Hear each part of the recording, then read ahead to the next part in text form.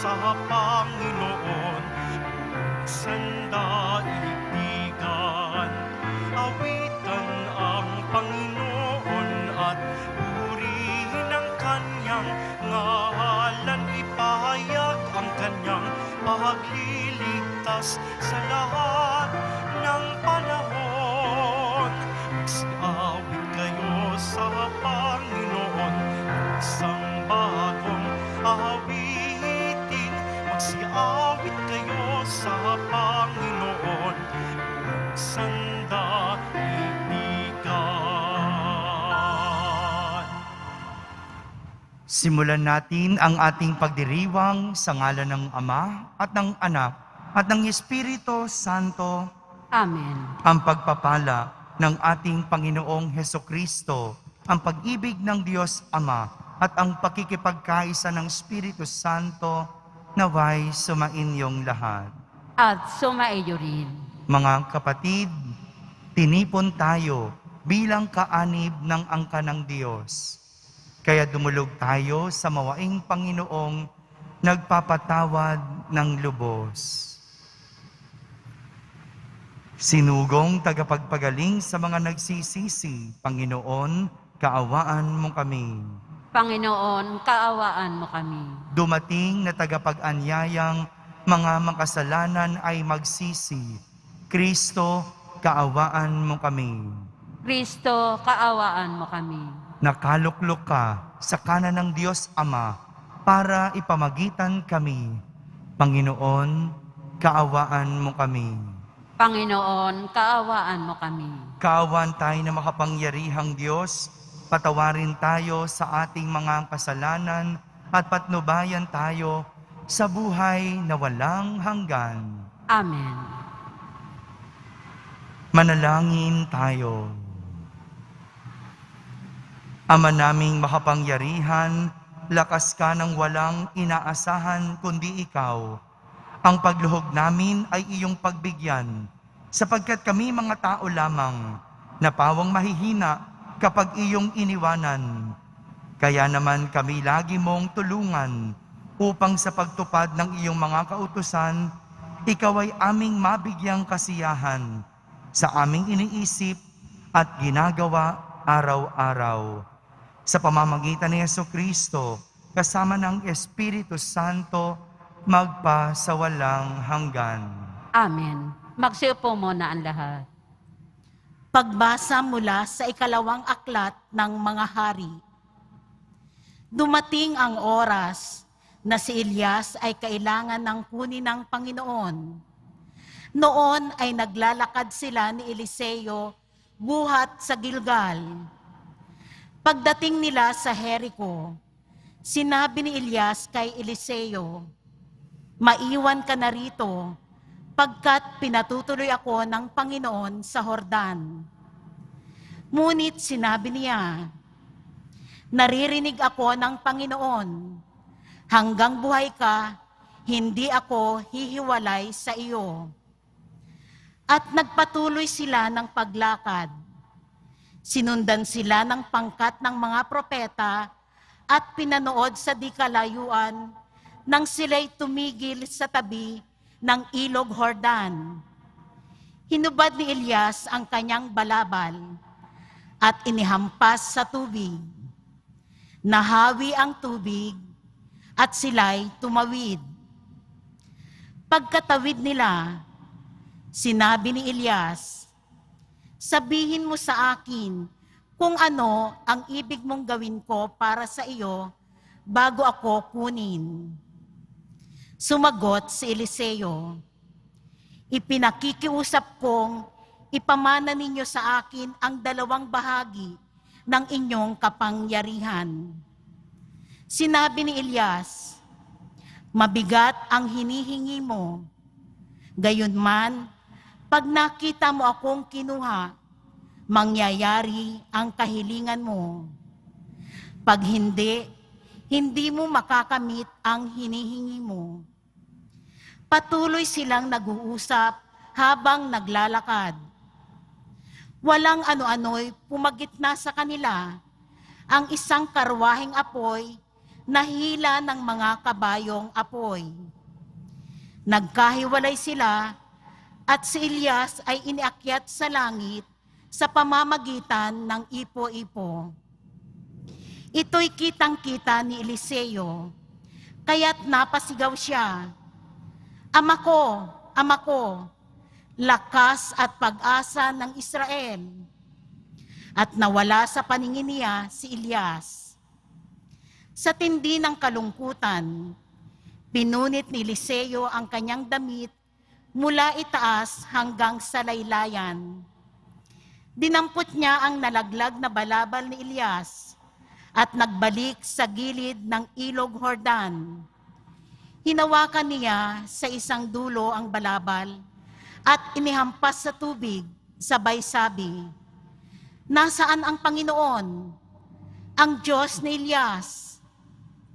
Nahawi ang tubig at siya'y tumawid. Ang salita ng Diyos. Salamat sa Diyos. Magpakatatag ang tanang may tiwala sa may kapal.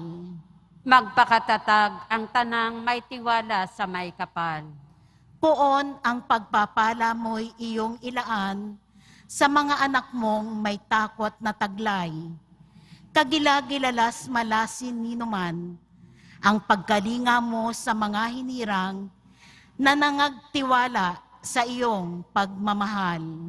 Magpakatatag ang tanang may tiwala sa may kapal.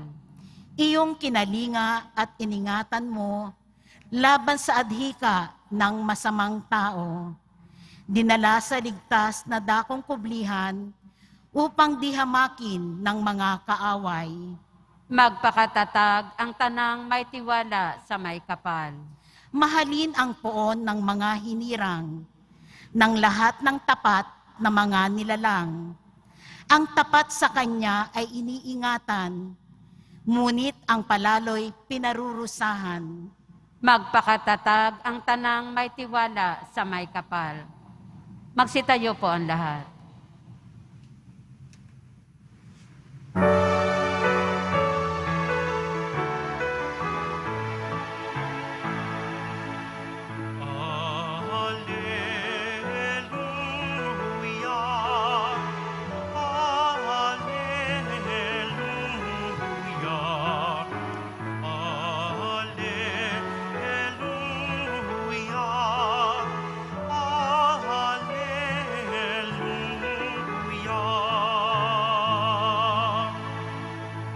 Ang sa akin nagmamahal, tutupad sa aking aral, ama't ako'y mananahan. Hallelujah, hallelujah.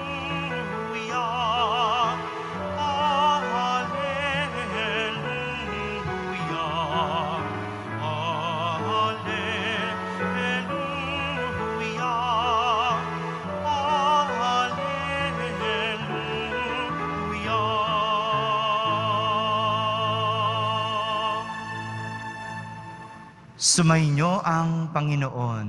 At sumaiyo rin. Ang mabuting balita ng Panginoon ayon kay San Mateo. Papuri sa iyo, Panginoon.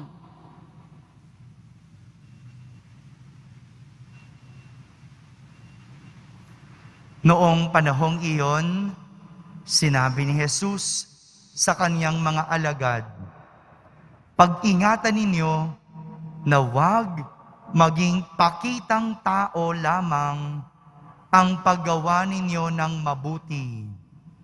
Kapag ganyan ang ginawa ninyo, wala kayong matatamong gantimpala buhat sa inyong amang nasa langit.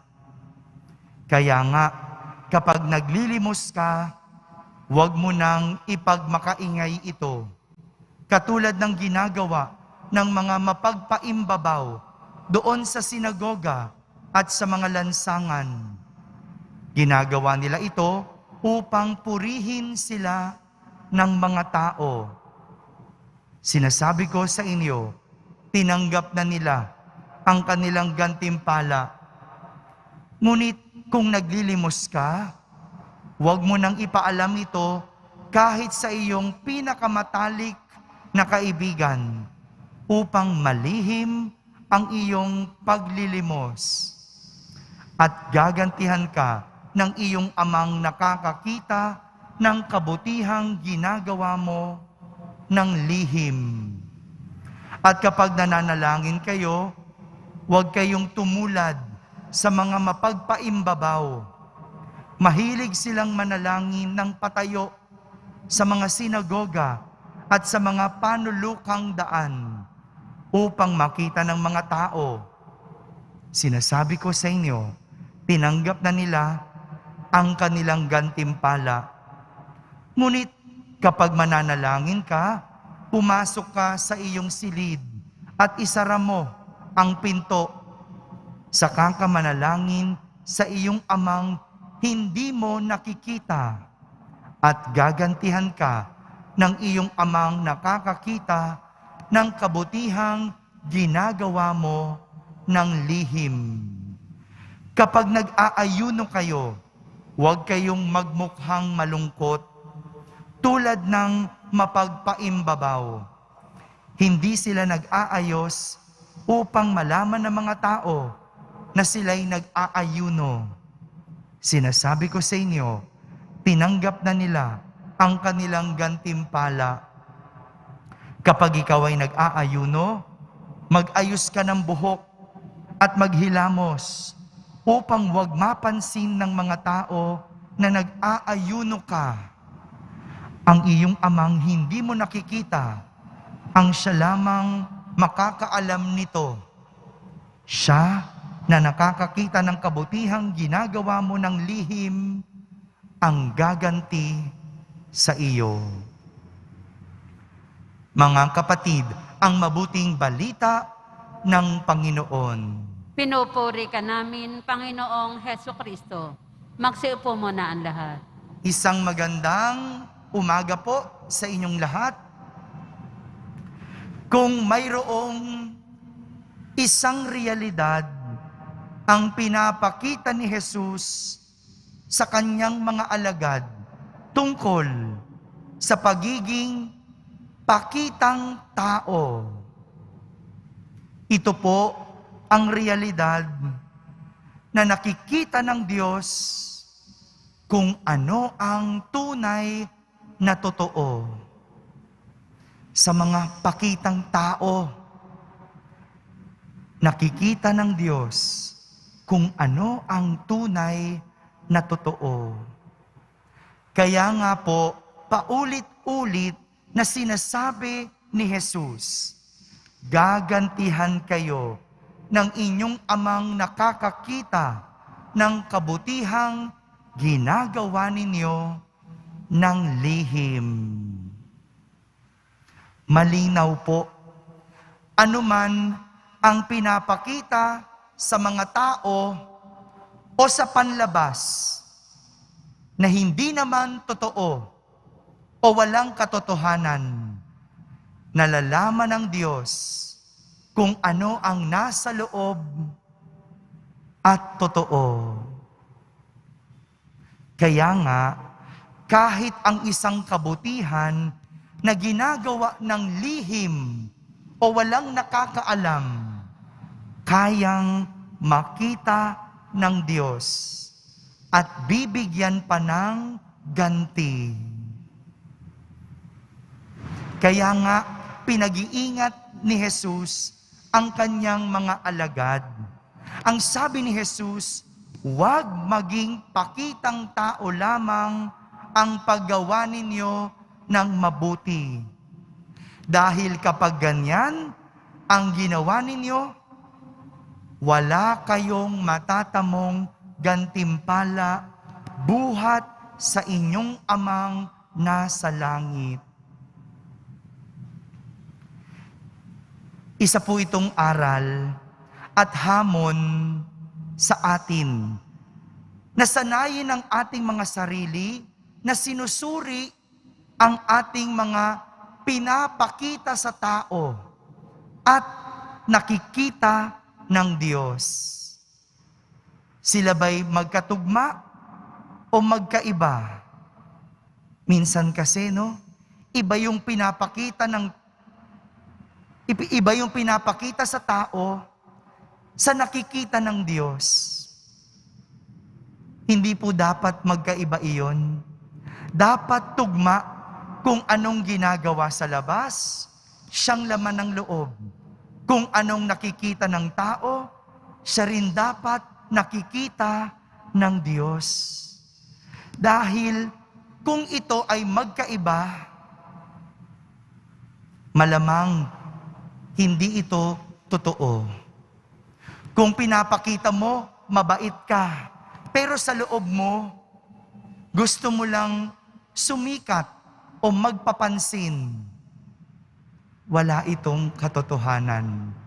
Ito ay isang kasalanan. Kung pinapakita mo na ikaw ay tumutulong sa tao, pero sa loob mo, sa lihim, ikaw ay nagnanakaw, walang kabutihan doon. Dahil kasamaan pa rin iyon. Ito yung gustong ituro sa atin. Naway ang nakikita sa panlabas, parehas sa kung ano ang nasa loob. Ang nakikita ng mga tao, parehas sa kung ano ang nakikita ng Diyos. Sapagkat ang katotohanan, parehas na nakikita sa panlabas na kaanyuan at laman ng kalooban. Kaya nga po, ang ugaling pakitang tao lamang, mas pinagtutuunan kung ano ang sasabihin ng ibang tao. Kese hodang kasinungalingan ito. Pero, ang nakikita ng Diyos ay kung ano ang laman ng kalooban. Kese hodang wala itong katotohanan. Kaya, tandaan, hindi natin kaya ang Diyos ay paglihiman. Amen. Magsitayo po ang lahat.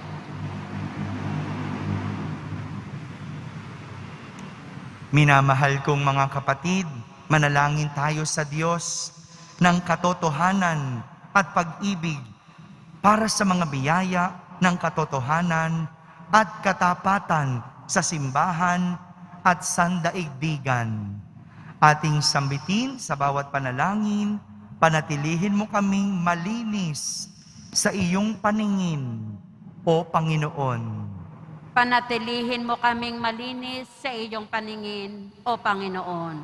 Ang simbahan naway isaloob ang gawain at misyon ng pagpapanibago upang malinaw na maunawaan ng lahat si Kristo. Manalangin tayo. Panatilihin mo kaming malinis sa iyong paningin, O Panginoon. Ang mga pari at mga relihiyoso naway maging mga masisgasig na tagapagpahayag ng Ebanghelyo sa pamamagitan ng pagsaksi sa kanilang sariling buhay. Manalangin tayo. Panatilihin mo kaming malinis sa iyong paningin, O Panginoon. Ang mga lingkod pang mamamayan at komunidad naway maging tapat at hindi makasarili sa kanilang gawain ng paghahatid ng katarungan, karangalan at pagkakaisa sa mga taong kanilang pinaglilingkuran. Manalangin tayo. Panatilihin mo kaming malinis sa iyong paningin, O Panginoon. Ang mga may sakit at mga nabibigatan sa buhay, naway makita ang di karaniwang pag-ibig at pagkalinga ng Diyos sa pamamagitan ng kanilang mga kapamilyang nag-aalala sa kanilang kapakanan. Manalangin tayo. Panatilihin mo kaming malinis sa iyong paningin, O Panginoon. Ang mga yumao naway masiyahan sa walang hanggang kapayapaan ng Diyos. Manalangin tayo. Panatilihin mo kaming malinis sa iyong paningin, O Panginoon. Sa katahimikan, ating ilapit sa Diyos ang ating mga pansariling kahilingan.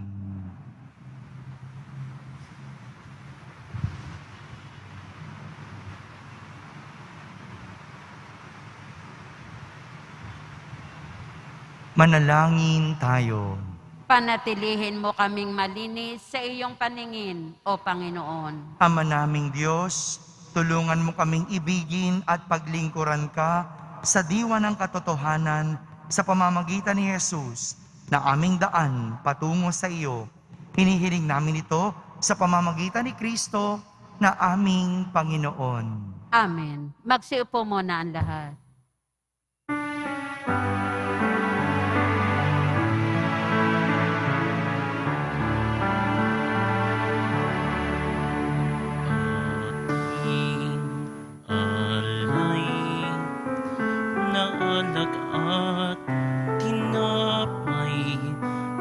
Sa ating ani sa lupain ng Diyos nating mahal na siya na ring nagdulot na tayo'y may maihain sa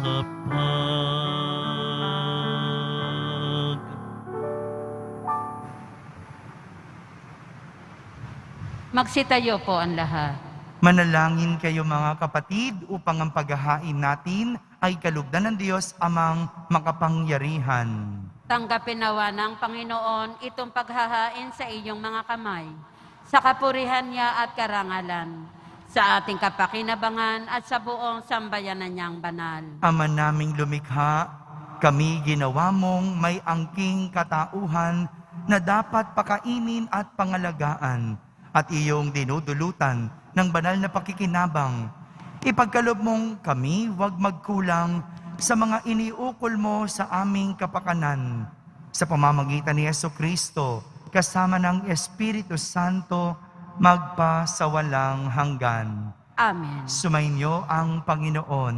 At sumaiyo rin. Itaas sa Diyos ang inyong puso at diwa. Itinaas na namin sa Panginoon. Pasalamatan natin ang Panginoong ating Diyos. Marapat na siya ay pasalamatan. Ama naming makapangyarihan, tunay ngang marapat na ikaw ay aming pasalamatan. Sa iyong paglingap at kagandahang loob, ang tao'y nilikha mo at pinangasiwa sa sansinukob. Sa hangad mong siya'y iwastong lubos, siya'y pinagdusa mo sa kanyang pagtalikod. Sa iyong paggiliw, iyong ipinahintulot na makabalik siya sa pamamagitan ni Kristo Jesus. Kaya kaysa ng mga anghel na nagsisiawit ng papuri sa iyo ng walang humpay sa kalangitan, kami nagbubunyi sa iyong kadakilaan. Santo, Santo, Santo, Panginoon Diyos na mga hukbo, napupuno ang langit at lupa ng kadakilaan mo. O sana sa kaitaasan, pinagpala ang naparirito sa ngalan ng Panginoon. O sana sa kaitaasan, magsiluhod po ang lahat. Ama naming banal, ikaw ang bukal ng tanang kabanalan. Kaya't sa pamagitan ng iyong Espiritu ay gawin mong banal ang mga kaloob na ito upang para sa amin ay maging katawan at dugo ng aming Panginoong Hesukristo. Bago niya pinagtiisang kusang loob na maging handog, hinawakan niyang tinapay, pinasalamatan kanya, pinaghati-hati niya iyon, iniabot sa kanyang mga lagad at sinabi, "Tanggapin ninyong lahat ito at kanin, ito ang aking katawan na inihahandog para sa inyo."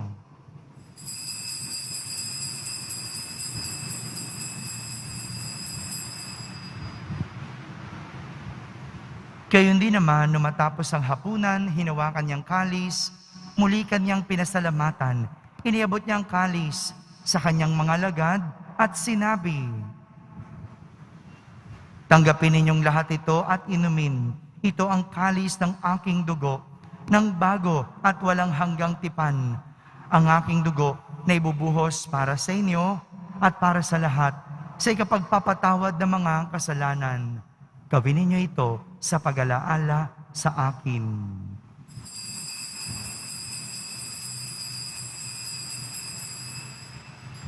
Magsitayo po ang lahat.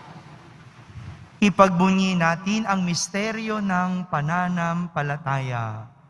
Si Kristo'y namatay, si Kristo'y nabuhay, si Kristo'y babalik sa wakas ng panahon. Ama, ginagawa namin ngayon ang pag-alaala sa pagkamatay at muling pagkabuhay ng iyong anak, kaya't inaalay namin sa iyo ang tinapay na nagbibigay buhay at ang kalis na nagkakaloob ng kaligtasan.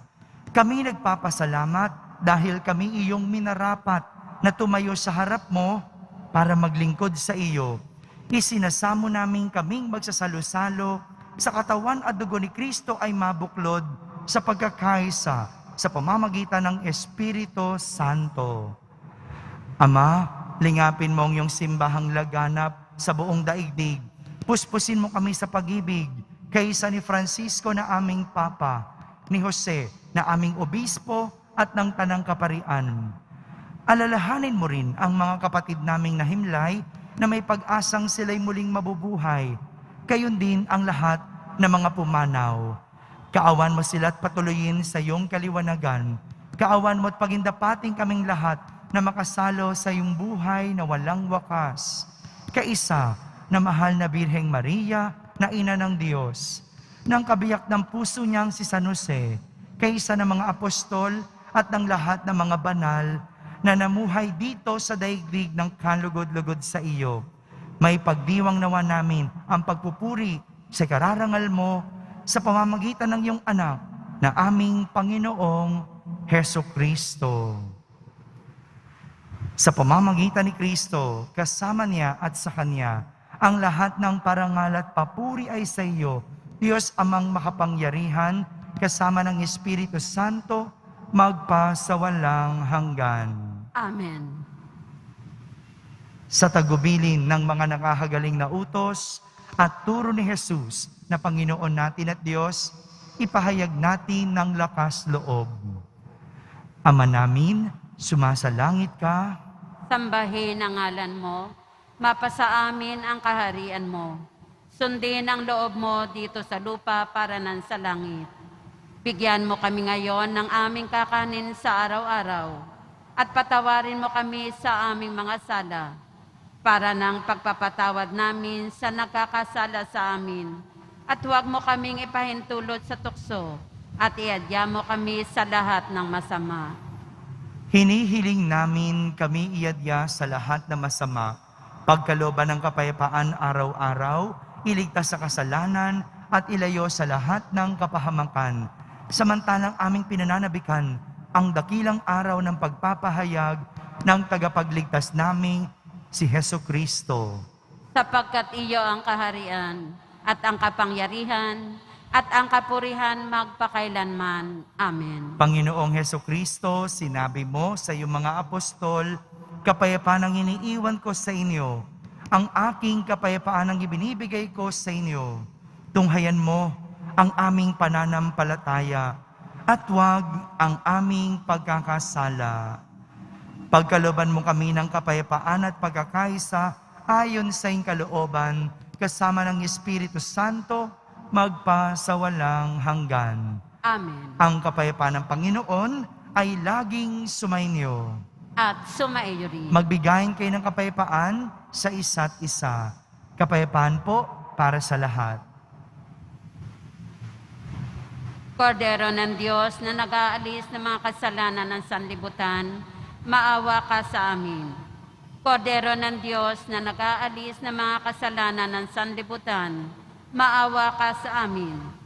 Kordero ng Diyos na nag-aalis ng mga kasalanan ng sanlibutan, pagkaloob mo sa amin ang kapayapaan.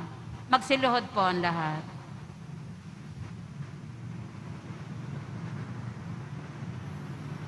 Ito ang kordero ng Diyos. Itong nag-aalis ng mga kasalanan ng sanlibutan. Mapalad ang mga inaaniyahan sa kanyang piging. Panginoon, hindi ako karapat-dapat na magpatuloy sa iyo, Ngunit sa isang salita mo lamang ay gagaling na ako. Ang katawan ni Kristo, Amen.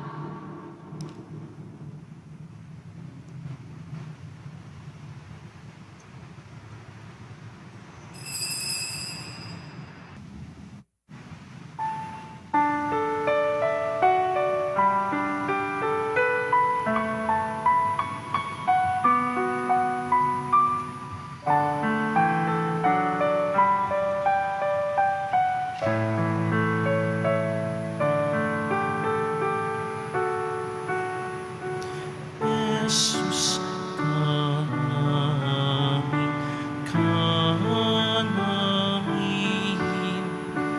inumin na kakanamin.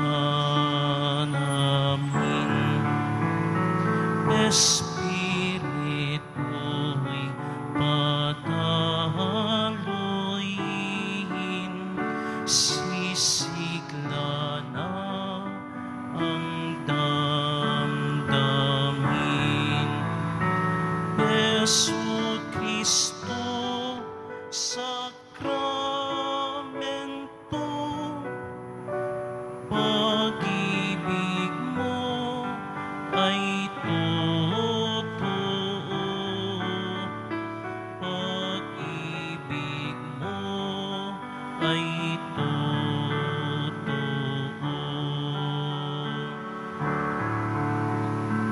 Jesus, lagi kang kasama sa paglilingkod sa kapwa, sa hirap at sa ginhawa. Pag-ibig mo'y nadarama. Jesu Kristo, sakramento, pag-ibig mo ay totoo. Pag-ibig mo ay totoo.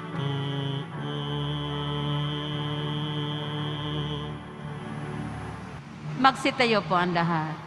manalangin tayo. Ama naming mapagmahal, ang pinagsaluhan naming banal na pakikinabang na nagpahiwatig ng iyong pakikiisa sa tanang naritong nakikipagdiwang ay magdulot nawa ng pagkakaisa sa iyong sambayanan sa pamamagitan ni Jesucristo kasama ng Espiritu Santo magpa sa walang hanggan. Amen. Sumainyo ang Panginoon. At sumaiyo rin. Pagbabasbas ng Poong Yesus Nazareno. Mahal na Poong Yesus Nazareno, inihayag mo sa pamamagitan ng krus ang walang maliw na pag-ibig ng Diyos sa sangkatauhan. Pakinggan mo ang kahilingan ng iyong angkan na nagsusumamo sa iyo. Makamtanawan nila ang inyong katugunan at tanggapin ang kasagutan na may utang na loob na tinatanaw. Basbasan din po ninyo ang lahat na may karamdaman at nahihirapan sa pamamagitan ng bendisyon na ito, naway maalala nila ang mga pangako nila noon sa binyag na ikaw ang kanilang iibigin at paglilingkuran bilang Panginoon magpa sa walang hanggan. Amen. At pagpalain kayo ng makapangyarihang Diyos, Ama, Anak, at Espiritu Santo. Amen. Tapos na po ang ating pagdiriwang, humaiking taglay ang pag-ibig at kapayapaan ng Poong Jesus Nazareno. Salamat sa Diyos.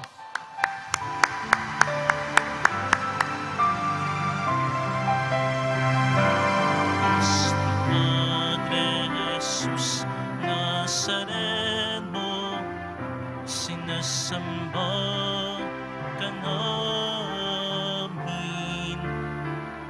pinipinto ka namin, aral mo ang aming buhay at kaligtasan. kaligtasan, nuestro Padre Jesus Nazareno. Iligtas mo kami sa kasalanan. Ang krus mong kinamatayan ay sagisag ng aming kaligtasan. Nuestro Padre Jesus Nazareno, dinaranagan namin. Nuestro Padre Jesus Nazareno, ninulwalhati ka namin.